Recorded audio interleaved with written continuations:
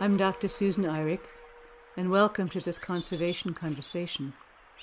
These conversations are designed to contemplate our collective journey together and how best we can find and then maintain our individual paths.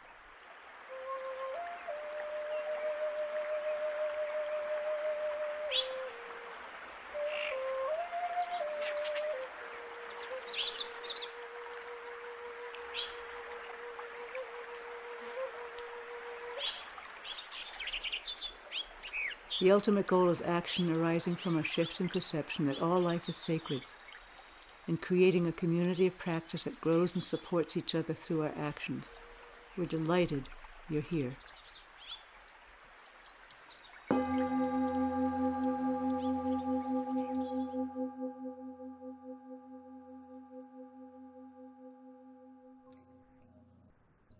So I was in New Mexico last year at a retreat on the land with a lot of meditation and people trying to think, what can we do to help the earth? Part of the exercises were to go out on the land and just sit for a while. And one gentleman came back after that exercise and said, "You know what I heard sitting under the tree, looking out? I heard the earth talk to me and say, 'Don't forget about me.'" And he felt that it was the earth saying that she was lonely for us. That struck me very strongly because we often walk upon her and we just take it for granted that she's there underneath us, or that all her beautiful life expressions are just there, because we're so busy with ourselves and our worries and our human interaction, and we're wired to be busy with each other, that we forget. So I was thinking about that ever since I heard that. What does that mean? How can we work with that? Is it true? What does it mean if the earth is lonely for us and we think that's true? How do we live then? How do we change how we live? How do we broaden it to include, really include, the earth?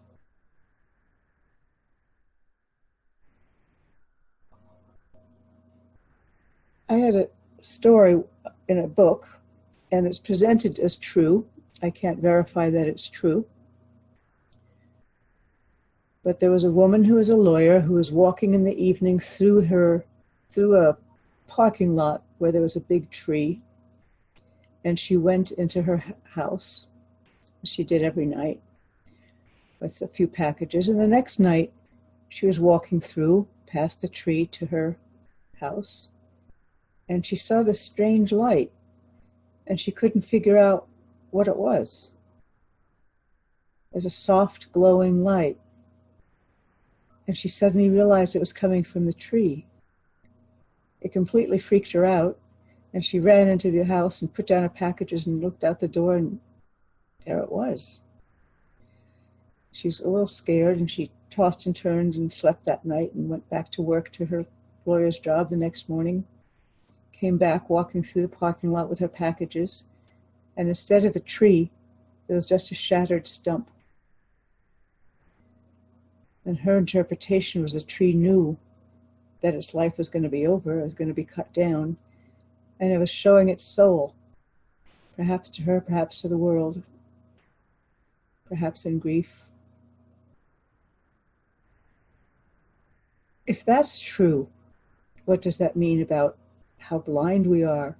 And even if it isn't true, the idea is such a beautiful one about the things we're not seeing around us, and what a loss it is to us and to the earth and to the beautiful interaction that there might be when we tune in. All of us have had this feeling. There go the coyotes and the wolves. You'll probably hear them in a minute. Can you guys hear them?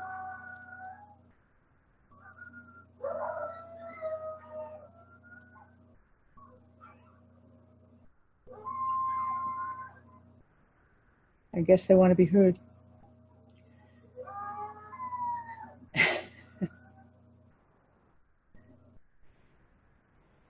What would our life be like if we really tune in? The other day, I'm going to read something that I wrote. I take a handful of tea leaves and put them in my little Austrian teapot. Then I suddenly remember that I found the tea strainer yesterday. It had rolled away under the armoire. I had looked everywhere for it, given up, and just put the tea leaves directly in the pot, the old-fashioned way. It was fine, except if you leave tea leaves in too long, the tea gets bitter. Still, it worked. One day, looking for something else on my hands and knees, there it was. But I had been so long without it that I forgot the next morning and put the tea leaves directly in the pot again. Then I remembered. I put in my hand in the small opening and carefully took out the tea leaves to put them in the strainer, trying not to lose any along the way. A couple fell through my fingers, tiny, black, dry, shriveled leaves, but at full flavor. As I picked each one up to put in the pot, I thought how easy it would have been to discard them as nothing important, just flick them down the drain as a bit of a nuisance. But then it occurred to me how each tiny shriveled speck was once a shiny, green, thriving leaf on a tea bush, flourishing in the sunlight, drawing up nutrients from rich soil, hand-picked, sun-dried, and sent to me. Suddenly the whole exercise of making the tea became richly meaningful. I was connected to the tea leaf, the earth, the sun. It felt good. I wondered about how such a small event could be so grounding and such meaning and enjoyment added to my morning routine. But such things are not small at all. They create connection, and connection is calming and nourishing. I thought of the phrase we use at Earthfire to remind us of our mission. If all life is sacred, then how shall we live? Or if all life is precious as a gift, how should we live? Discarding the tea leaf, disregarding the fact that it was once living, disrespecting all it took to get here, then becomes a violation. It diminishes us and the quality of our lives. All it takes is a shift in our focus, a refusal to take things for granted to bring joy into our lives. Then we naturally shift our habits to be less wasteful and thus make a difference in our environmental issues. It'll take all of us to make this shift, and it's good to help one another in this. So I was thinking about the tea leaves, and then after they started me thinking, what popped into my mind was paper. How every single sheet was once part of a living tree, which in itself housed an entire community of life. How casual we are about throwing it away. How we take it for granted that we can go to a store anytime and just buy it. Under the premise that all life is precious, each time I'm holding a piece of paper in my hand or writing on it, I should be grateful to the tree that was, to the living soil that nourished it, to the many things that thrived on it and called it home. If, as we move around our living space, we begin to do this with more and more of the things we use that were originally alive, then we're surrounded by connections to life and things become more meaningful. Then we begin to need less because each thing fills us more. We start to use it with care. We waste less. Really, when you think about it, nothing that was once living should ever be wasted and should be used with care. It's disrespectful not to. That approach to life doesn't nourish us.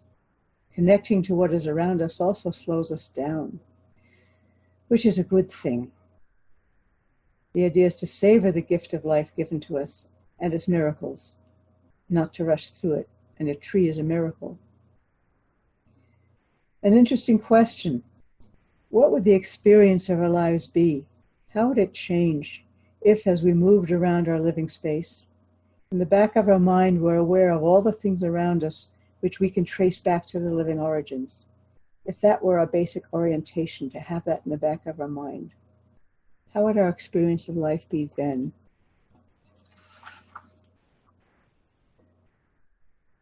So we humans are so able to ignore what's around us because we're so busy in our heads. And this isn't a criticism of us. I think it's really, we should have sympathy for ourselves because our brains are so busy. I think it's partly the way we're wired and the way we evolved in life. But we can pass by a gorgeous entire forest without having any sense of how alive it is, or that it might want to welcome us, or that it might see us. One of the people on our talks a while ago said, when you go out into the wilderness or the forest, we make the assumption that we're just going there looking at it. It never occurs to most of us that it's looking back at us. Not only is it looking back at us, but it might want to interact with us and welcome us. You know, we can walk into someone's house and ignore their dog. How many animals will ignore any other form of life? How do we help ourselves out of this? Because I think it's part of the reason that we are able to waste so much, and part of the reason that we feel empty inside is that we're not connecting to life around us, and every piece around us doesn't have meaning. It's just stuff. I was talking about this with Chelsea earlier, and she mentioned a really beautiful point. And she said, really, what we're talking about here is not having to take an action, like what we're saying, okay, what action can we take to help the earth?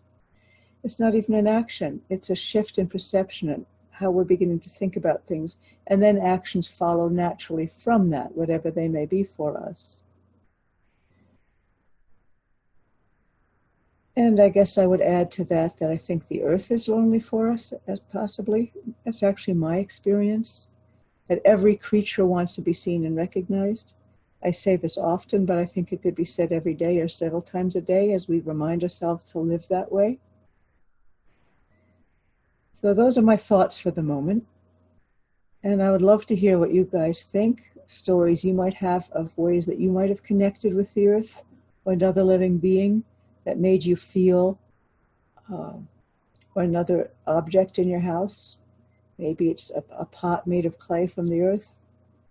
And think and explore with us, how might that actually affect how you live your daily life, how rich it is for you, how meaningful it is for you.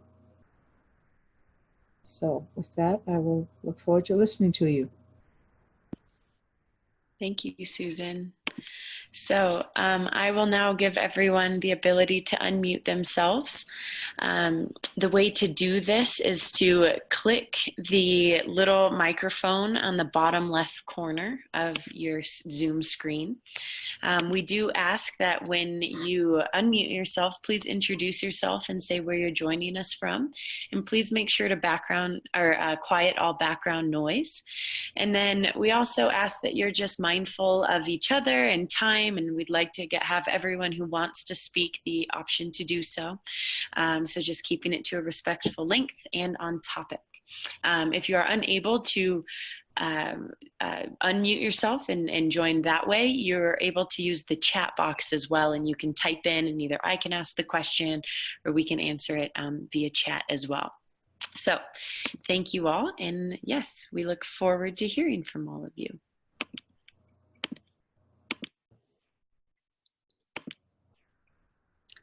Hello. Hi.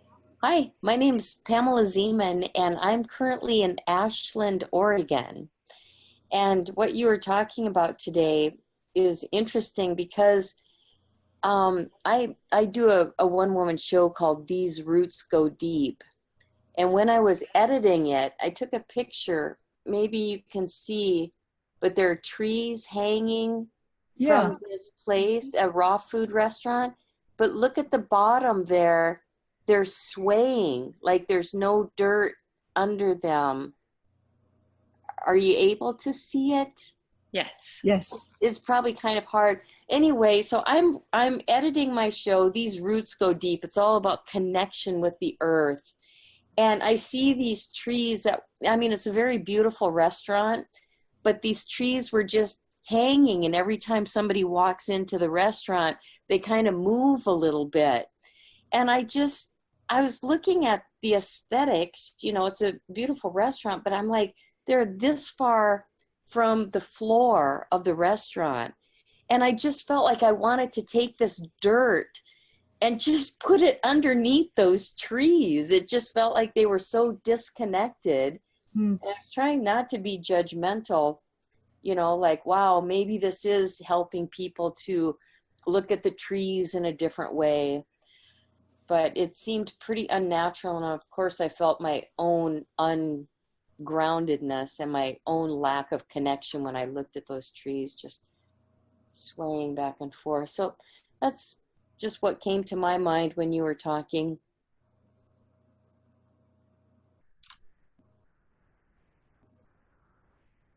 Thank you. For those of you who are new, we're okay with silence because sometimes people need to really think and listen. So don't worry about if no one jumps in right away. That might have been profoundly moved by what you said. And we'll wait to see if other people want to respond.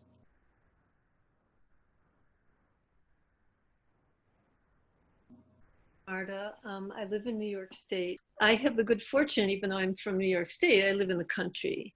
And so I frequently go for walks in the morning. I get up and I feed my cat and then I go out for a walk. And so I tend to walk on my road. So I've walked the same road hundreds of times. This is the 10th year that I've lived in this house. And I was just noticing yesterday morning when I was out, I was noticing, thank you. I was noticing all different things along the road that I never noticed before. And it was just, I try to just stay open to what is around me. And I feel very connected to the earth and the trees and everything. But it just constantly astounds me how almost every time I'm out there, I see things I never saw before. Of course, it's different every time too. I mean, the weather, it's a different day. It feels different. The light is different. The weather is different. But I just keep seeing trees and bushes that I never saw before, a little valley with a little creek running in it that I just hadn't noticed before. And just getting out in nature and feeling it and breathing it and letting of course it's been cold, letting the cold air hit my face just feels very alive, and I just can feel life around me, above me, the sky and the trees and the birds and the squirrels, and underneath my feet. You know, there's one of the things that I love to think about in the winter, particularly because right now we've got snow cover. There's all kinds of cool stuff happening beneath the ground. The trees are doing things that we can't see. I mean, they look dead because there's no leaves, but they're teeming with life, and there's all kinds of chemical and biological reactions happening, and they are getting ready for spring. And I feel that it's just so beautiful, and I just really feel connected to trees and to the world around me. So that's all I wanted to say. Thank you. I had a question if anyone wants to respond to it, which is you, Marta, or anyone else, why do you think you see things that you haven't seen before? Are they wanting to be seen and making themselves seen more? What is it? What do you think? Does anyone have any thoughts? For me, it's just being able to slow down myself. And then there's a reciprocity, but it really takes me slowing down. And I was in a big snowstorm in Mount Shasta, and so I couldn't drive, and it was awesome. So that's it for me, is just not pressuring myself to move faster than I want to move.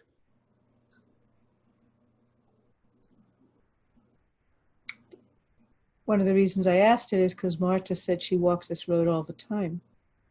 How come new things are seen? It's just a question, and maybe, I don't know, but I thought it'd be an interesting one.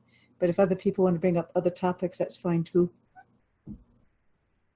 I'm curious to expand on that based off of the story you told about the tree, where I wonder not only is it an openness within ourselves, but if it's, you know, like a bush that for that day being like, me.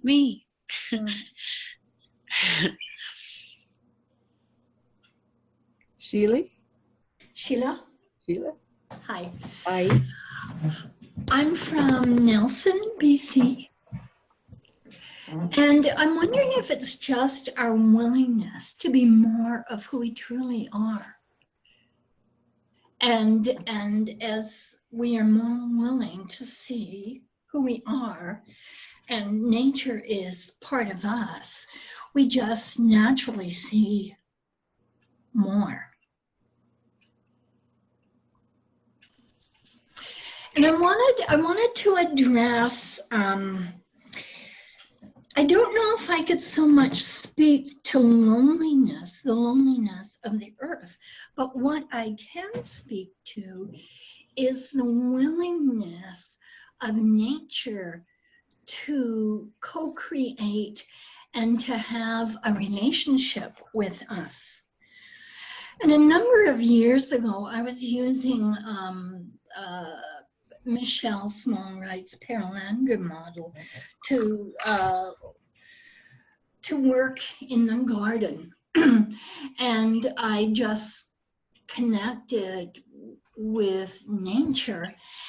And it was so immediate. And I was shocked at that, at how easy it was to connect. And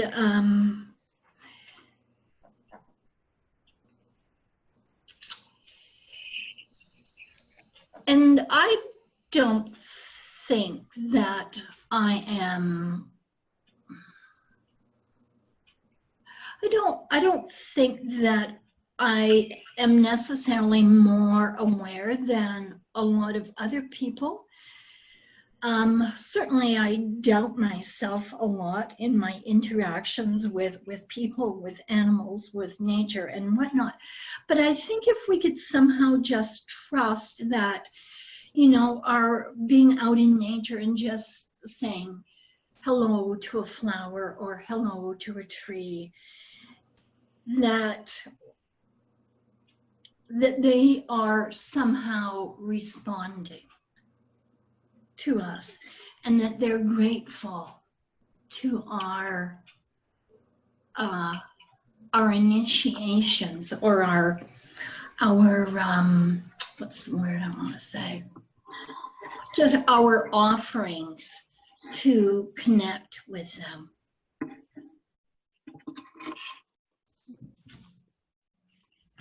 And that's all I have to say right now. Thank you, Sheelagh. Thank you. That's directly related to what I was saying. Yeah. Mm-hmm. I want to try, let's see if I can. Yeah, so for some reason we're not able to unmute Dawn, but I have a passage that she would like me to share. So this is written by her. In regards to this topic, she said, I recently lost one of my dear horses, and the day he passed away was extremely eye-opening to me. I was with him as he passed, and in his last moments, he clearly told me that he was going to be okay and that I needed to follow my heart. After grieving for him and realizing what he had told me, and that it was something that he had told me, I was amazed at how clearly I had heard his message. I think that it had to do with the fact that I was completely open to him and was just embracing him and his spirit. So I was able to turn off my brain, and in that moment, I was able to truly connect.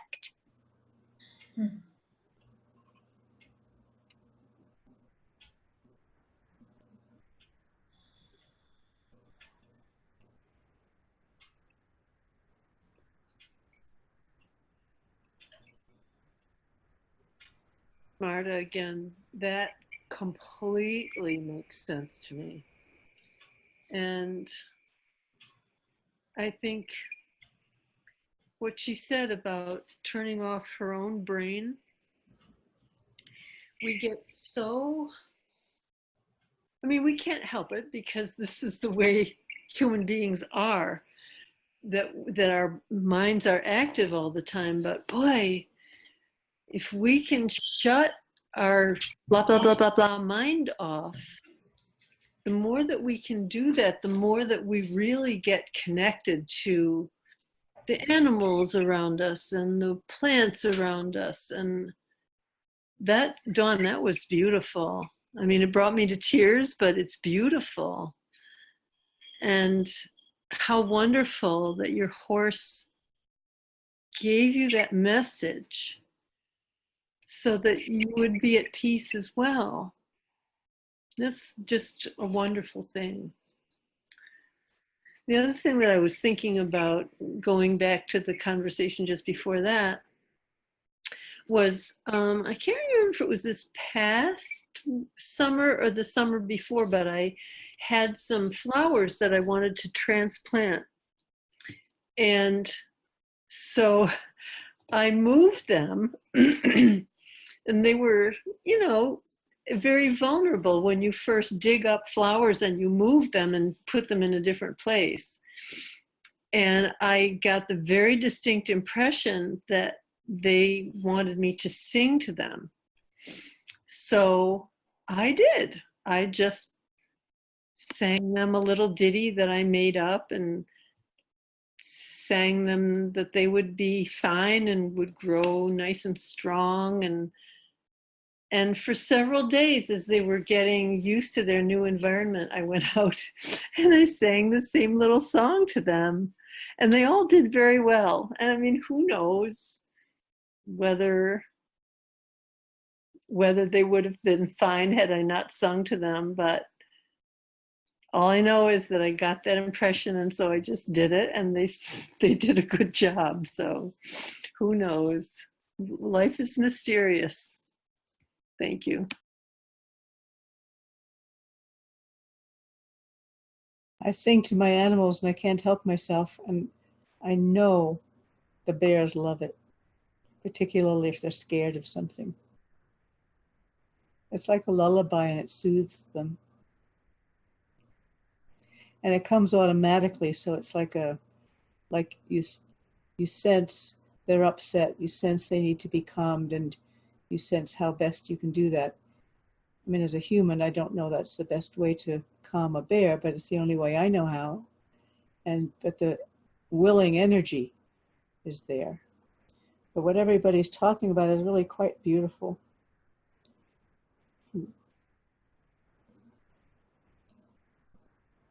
And really the ultimate question is, how can we get more of this in our lives? And how can we live from that place more while keeping our humanity and our capacity to think? So we can put the two together. That's what I hope some of these conversations can help with. It's hard.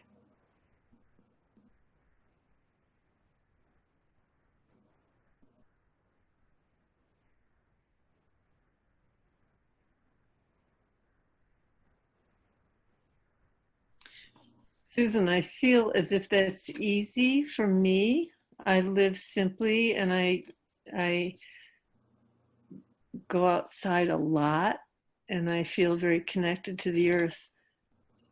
My question is, how do I share this with other people? I mean, I work full time, so it's not like I have all this kind of time to myself, but still, I don't know how to share it with other people except just to share my experiences if somebody wants to hear them. But I don't know how to get other people to make that kind of connection.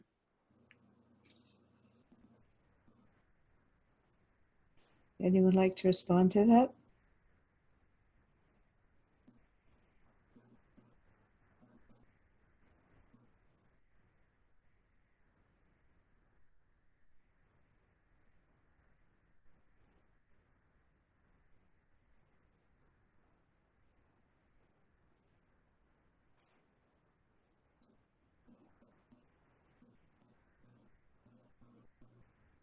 I was sitting in a garden once at a meditation retreat, and I saw this woman standing. She was a bit far away, and she was standing making all these little motions towards a flower. And I thought, this is really weird. And as I came closer, I saw that she was talking to a dragonfly, and that the dragonfly came and then sat on her finger. Now I remember this as a very beautiful thing.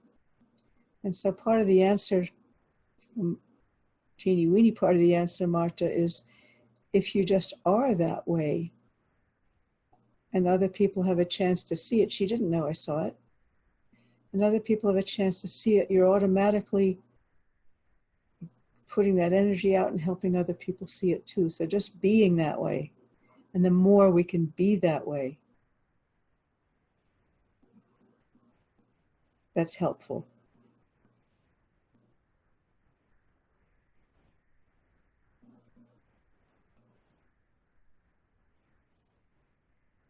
And there's movies and writing and speaking and photographs. But coming from that place as we do it is really important. Not to talk about it, but to be in it when you're talking about it. So people really feel you making the connection, which encourages them, makes it possible for them to realize that maybe they can. Some of us are so disconnected and don't think we even have a clue that we can.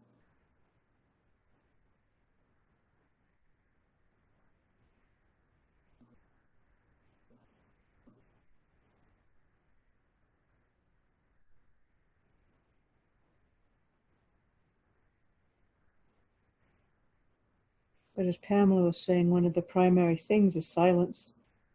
Not silence so much as quieting ourselves so we can receive. So if we can help other people quiet themselves, what a gift that is. However we may choose to do that.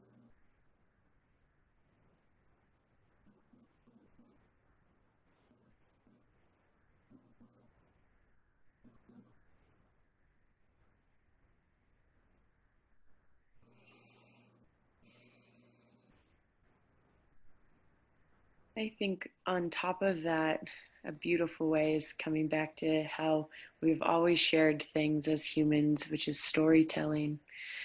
And, offering people those stories of connection, whether they're direct from you or ancestral or things you've heard or read.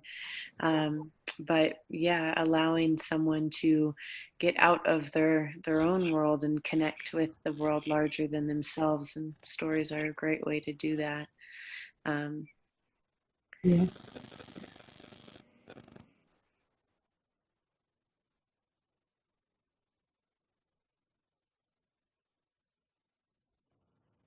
Having an occasional gathering with a campfire and telling stories.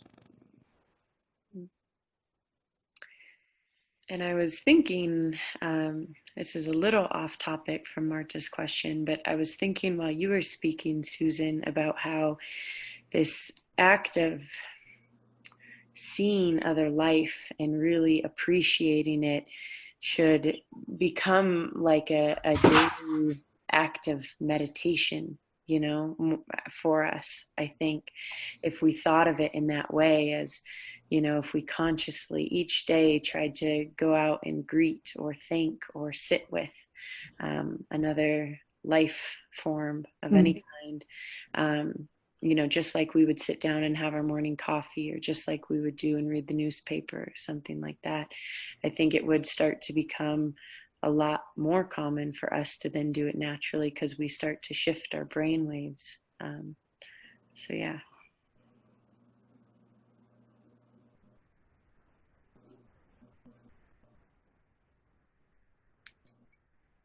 That's nice, Chelsea, to make it part of a morning meditation, as natural and as regular as your cup of coffee, or in my case, a cup of tea.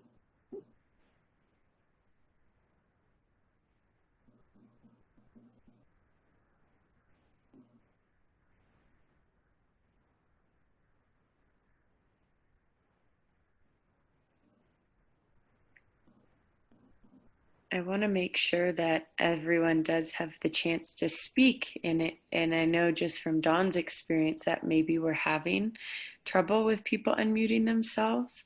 If anyone else has that issue, please do type into the chat box to me and I'll do my best to solve it.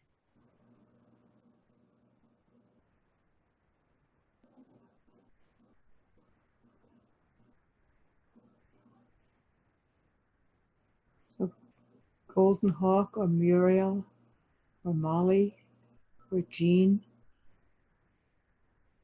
are you able to speak if you want to?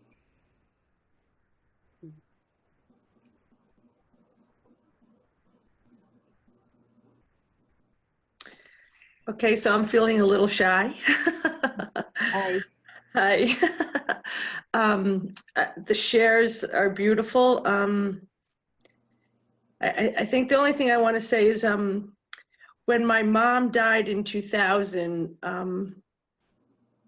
it devastated me. I really had never experienced such a dark night of the soul, and the gift that transition actually gave to me was the only place I felt comfortable was in the forest.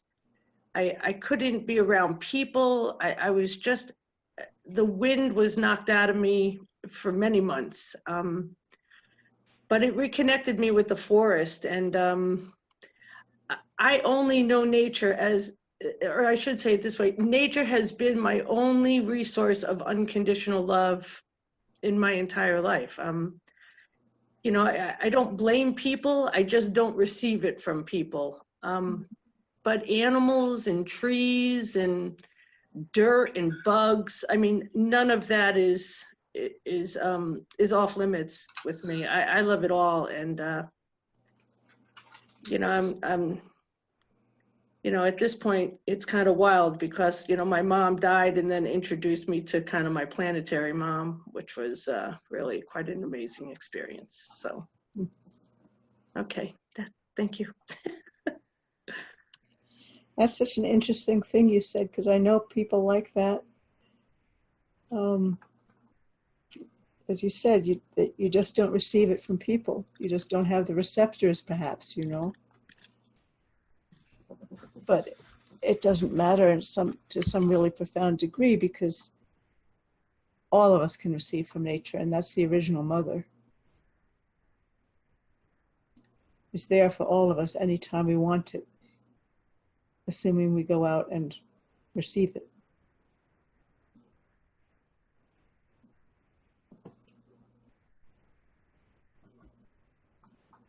For some reason, so many people find the forests healing.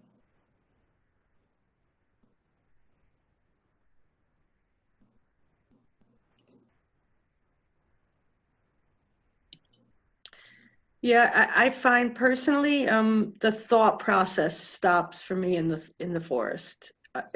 It's not even an effort. It just, I mean, it took a while, but that's inevitably what it did. She just takes away all my anxiety. I mean, she is the ultimate antidepressant. But it is indeed, it's in the presence of the forest. Yeah. It's like a gentle receptivity and a gentle offering. Yeah. Yeah. I can't live without it. I mean, 12 months a year, I'm in the forest. And I bet the forest welcomes you. I've had many occasions where, you know, it definitely feels, you know, hugging trees, and that just comes natural to, I don't, you know, that's just who I am. So, but it makes me, you know, I've always felt that I've received more than I've given, but I'm always, you know, it's nothing but love, and respect and sacred and joy, you know, all the essence streams. It's really lovely.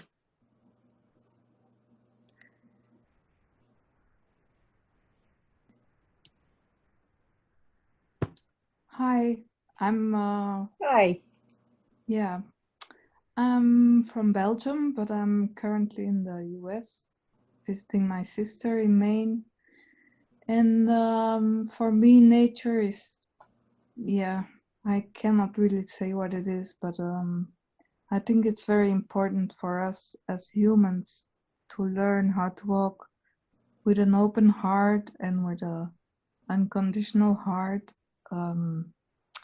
into the world and really connect with everything that nature is, like as well as humans, as well as animals, plants, trees, whatever elements.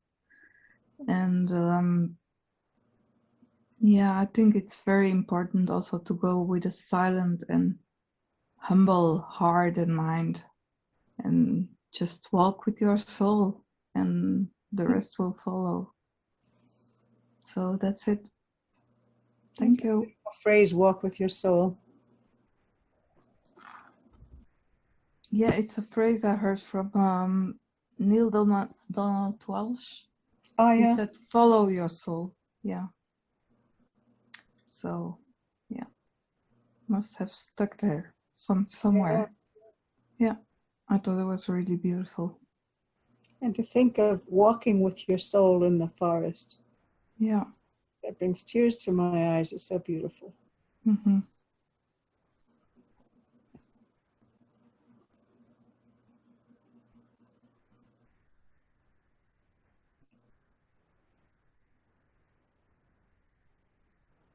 The Japanese have a practice, I believe it's the Japanese, called forest bathing. And it's even into like academia, which is pretty neat. So this idea of us finding peace or being able to go into the forest and being able to think clearly because we can clear our mind is something that has been practiced for, as long as we've been around. And they're actually this practice of forest bathing with the Japanese, they're actually beginning to study it, to put into mainstream kind of health and wellness circles. And there's even doctors who now prescribe forest time for people instead of drugs. Mm-hmm. They put it on a prescription pad. Mm-hmm. Which is so silly, but if that's what it takes. So then back to honoring the forests and doing what we can to see that they're not cut down. They would begin to start to change how people see it, which is where I began this conversation. How can we begin to change how we see any piece of paper in our place, or the wood that of the desk or the furniture? There was a woman I knew who actually said when she walked into a room, she could hear the different sounds of the different furniture, the different vibrations. But the more important point at the moment is, what can we do then? Because these living, loving forests being cut down. I mean, we can go and stand in front of a bulldozer, but that doesn't work as well as trying to fundamentally say, wait a minute, these are living beings. There is a shift taking around the world about beginning to honor other life. But the more we can talk about it to each other, the more we can share it, like Marta's question, the more we can share it and increase awareness. That's something we can do. If we go into a supermarket and say, let's not, okay, we're using a paper bag instead of a plastic bag, and in a way it's better, but then don't just think of the paper bag as a piece of paper. It was a living tree. So we talk to people about it, saying, don't waste this paper.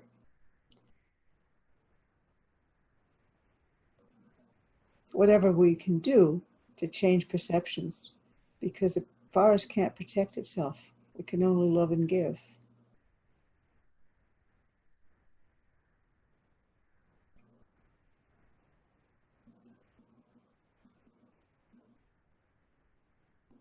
And if we can protect one little grove where we live and change people's attitudes towards that, that's a start.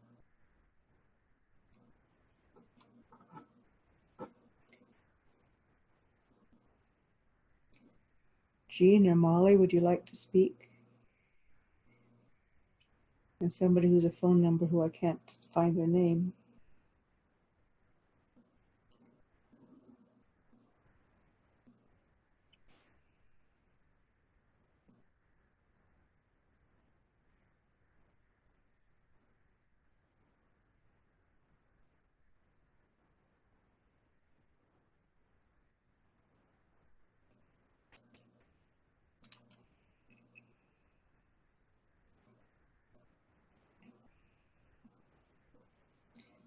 Your comment, Chelsea, was really stuck with me. But what if that bush that Marta saw after the 1000th time she run down or walked down that road, walking slowly, is my picture anyway, Marta, and suddenly see a bush that you didn't see before.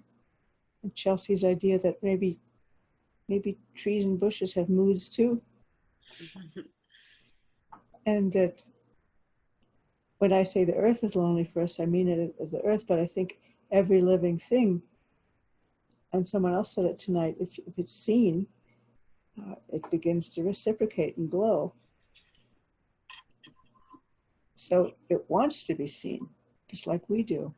But what if it's true that that bush was actually calling? And I think these what ifs are really quite lovely to think about, because they might lead into awarenesses that are actually true, rather than simply saying, oh, nonsense. What if? What if the earth is really lonely for us? What if that bush called out to you, Marta? What would that mean? What kind of magical world would we be living in then? Ulcers would disappear, depression would disappear, waste would disappear, or get less. What kind of world would that be? And is it possible? I think, quote, unquote, primitive peoples, I think some of them live that way, in a world of magical wonder. And then it's natural not to want to hurt anything.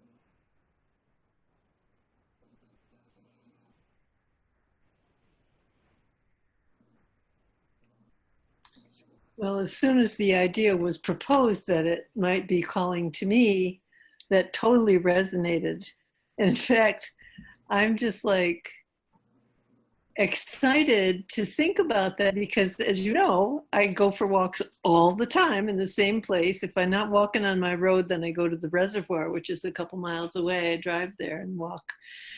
And so I totally am going to have the awareness now to be open to whoever wants to call me to their attention, whether it be a bush or a stream or a different tree or whatever, because it's entirely possible that the things that I saw yesterday morning that I hadn't seen before were just like, here I am, look at me. So yeah, I'm going to keep open to that idea. I really like that. I mean, it totally makes sense to me. It totally makes sense, because I so deeply believe that everything is alive and everything has consciousness. So of course, why wouldn't it call to me? And that somehow they're doing something, increasing their energy a little bit so they're a little more light or vibrant or something, doing something to call attention. What an interesting idea. May I share a story on this? Please. So it's interesting too, because this actually has to do with my mother again. So the first year after my mom died, there was a tree on the Merritt Parkway. I couldn't put the picture up here. It had an eye, a knot, and I called it tuning fork tree, because it was just this perfect kind of receptacle you could just see. And every day I would come home from work on the side of the Merritt, and the eye would follow me, and it was so obvious to me. So in the Jewish religion, a person who dies, you don't give their headstone till a year later. So on my mother's unveiling, which I didn't even want to go to because I'm not a big fan of cemeteries, because I'm very connected with her spirit. And I was like, I'm not going to the shell, blah, blah, blah, blah, blah. But my dad made me go. So so there, some cousins of mine with these young girls, one young girl in particular who was actually a natural palm reader. I mean, she just was gifted. So I grabbed her and two of my other cousins and I went, listen, you have to put your hands on this tree. I don't know what the tree is saying to me, but I need to know. So the four of us go, she puts her hand on the tree and it ends up being my mother's initials.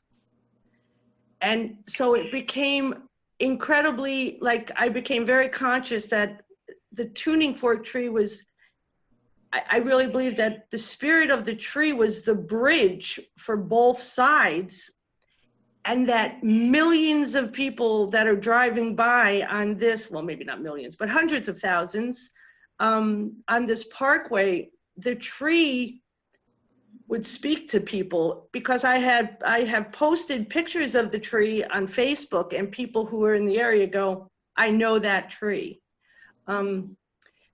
Very sadly, the DEP on one of their rampages down the side of the parkway took the tree down a few years ago.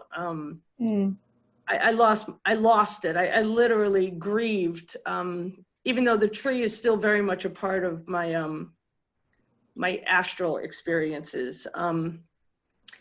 But I once heard in a 12 disc series by this enlightened person. I don't remember the 12 disc parts, but the one thing I took away was he had said on the thing, if you befriend a tree and you ever get stuck interdimensionally, a tree will help you, will just help you out in that situation. And tuning fork is very much still a part of my experience, and absolutely was calling me for the first year that I was driving by after my mom. It was, or not calling, you know, I think my mom was kind of coming through the tree. Yeah, so thank you. Wonder if it was trying to connect with all the people driving by.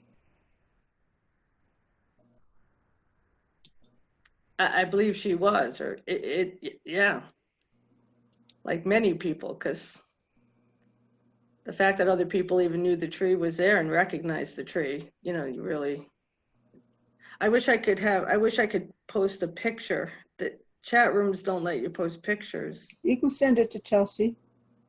And she can okay, if you shoot me your email, yeah, and then if you want to post it, definitely, sure. Yeah.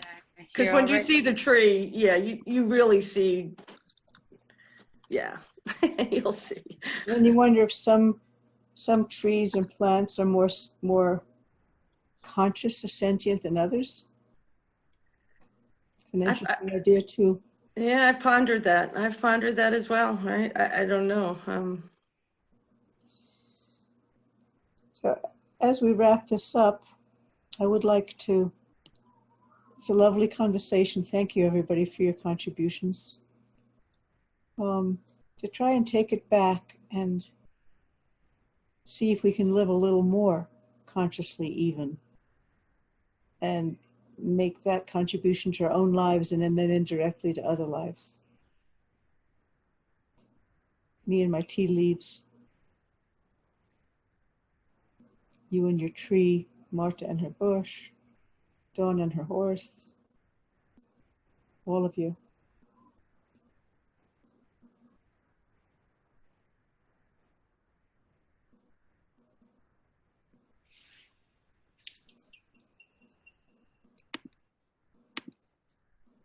Well, I want to honor the time. If anyone would like to share anything else, please feel free to do so.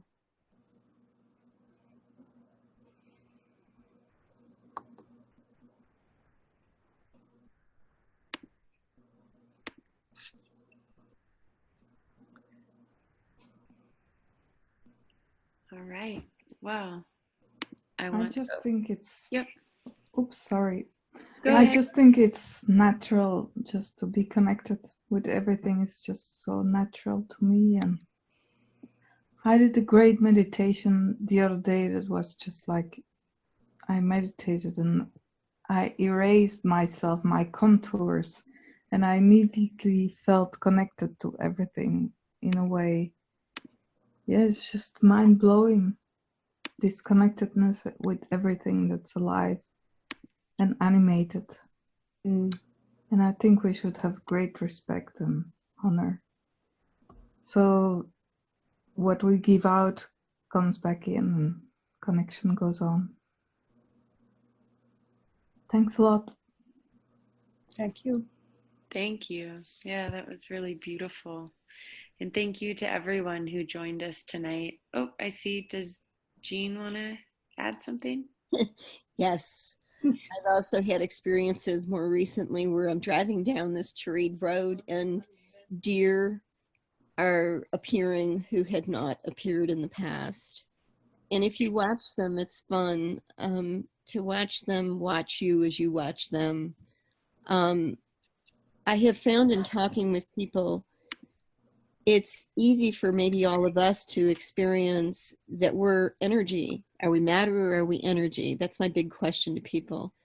And I believe that we're energy. And if you start recognizing that all of life is energy, and that when we put ourselves in a place, for example, in the forest, where we're in peaceful energy, allowing our energy to blend with that, and also to appreciate the oxygen that we're receiving in great abundance and how our own body needs that. It's totally refreshing, and it's give, and everybody existing together in a transcendence level. But we're not raised with that being a possible existence. Mm. Thank you. It's a good way to end. Yeah. And I will just really quick share this for everyone. Oh, thank you. And we can have this to ponder with as we say our goodbyes. So yeah, thank you everyone for joining tonight and for your individual and very valued contributions, whether verbally or energetically. We could not do these or have these experiences without each and every one of you, so thank you. The next conversation will be the third Wednesday in March. It is March 20th, again at 6 p.m. Mountain Standard Time. And this recording will be posted on our website.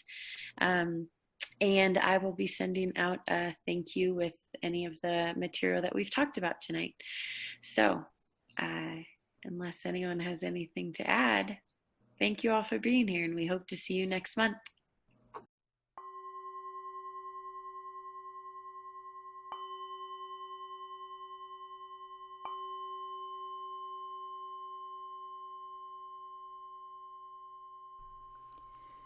Conservation Conversations are a production of the Earthfire Institute, a wildlife sanctuary and rehabilitation center whose mission is to change how people see and therefore treat wildlife and nature.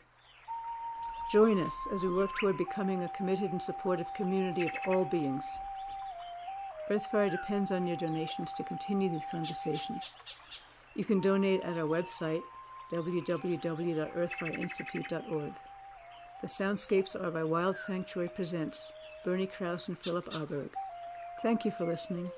Please join us for these monthly conversations.